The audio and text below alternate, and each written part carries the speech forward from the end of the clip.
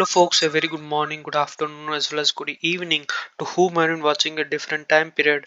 I literally welcome you all to this another video session regarding WhatsApp, which has recently introduced a new privacy features to protect to protect IP addresses in calls. So what actually WhatsApp is? WhatsApp is a social media site where we actually communicate with our loved ones through video calls, through normal calls. Is there anyone who is watching us? Is there anyone who is watching us indirectly and having all the notes of our chat and call history in his bin? Is it possible? So in everyone's mind there is a concern that whenever we do we actually we are protected, thus we are encrypted. Okay, so these things we must and should have to note. Okay, so in this video we'll be discussing everything in detail. So before proceeding, before discussion, I just want to make sure that please do a subscription to this channel, like the channel, share the channel as soon as possible for getting the latest update regarding any cyber affairs. So including that, we'll be discussing about zero click attack, spyware are both sophisticated and concerning cybersecurity threat. Okay, so that also we'll be discussing in details. So let us go to the session that a Meta owned WhatsApp is officially rolling out a new privacy feature, okay, in its messaging services, which is basically called what, protect IP addresses in calls. Okay, so in this we'll be having a new feature called what, protect IP addresses in call.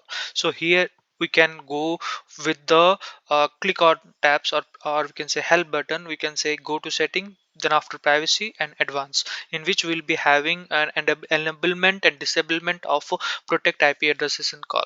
Okay, so what actually it is, so it actually mask user IP addresses to another parties by relaying the call through its server. Okay, so call are end to end encrypted. Just make sure that calls are end to end encrypted. So even if a call is relayed through WhatsApp server, WhatsApp cannot listen your calls. Okay, so WhatsApp is not going to listen any of your calls or video calls. Okay, it is encrypted, end to end encrypted. Once the connection is established, it start to encrypting the things. Okay, it doesn't decrypt, it encrypt, and WhatsApp even cannot listen anything. Okay, once the communication has been successfully established from a client to server or from a user to user. Okay, the core idea is to make it harder for bad actor in the calls to interfere a user location by securely relaying the connection through WhatsApp server. Okay, however, a trade-off to enabling the privacy option is slight dip in call quality. Okay, so basically when you enable that, the call quality might have some issue in the communication or voice fluctuations. Okay, so viewed in that light, it asked by Apple iCloud Private Relay, which adds an anonymity layer by routing user Safari browser section through two secure internet relay.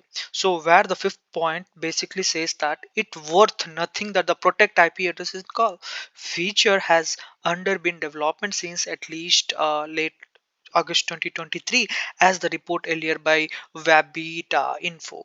So in which the features which basically enabled in our calls with a relayed through WhatsApp server, ensuring that another parties in the call cannot even see the IP addresses, and basically it subsequently deduce your general geographical location as per WhatsApp.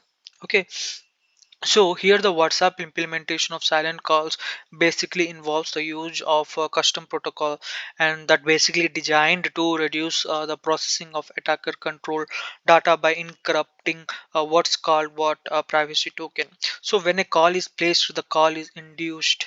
Okay, so when a call is placed, the caller includes the privacy token, and after privacy token of the recipient in the protocol message, where the company basically explained that the next the server checks the token validity. Okay, along with a few other factors to determine if the intended recipient allows the sender to ring them. Okay, I want to make sure that we have listened the thing very well.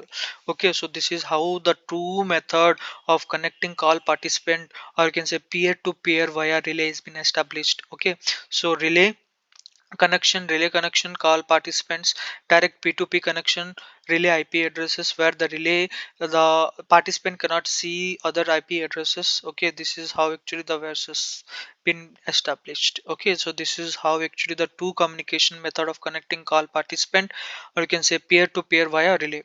So I make sure that you have learned the things, we have extracted the things what actually here WhatsApp has been implemented to make their privacy issue much more secure. Okay, so it basically says about the cruciality of the privacy issue and the user privacy, and server does not learn anything about the extract relation between the caller and the recipient from the token, where our design is to feature calling becomes a much more less attractive vector of attackers.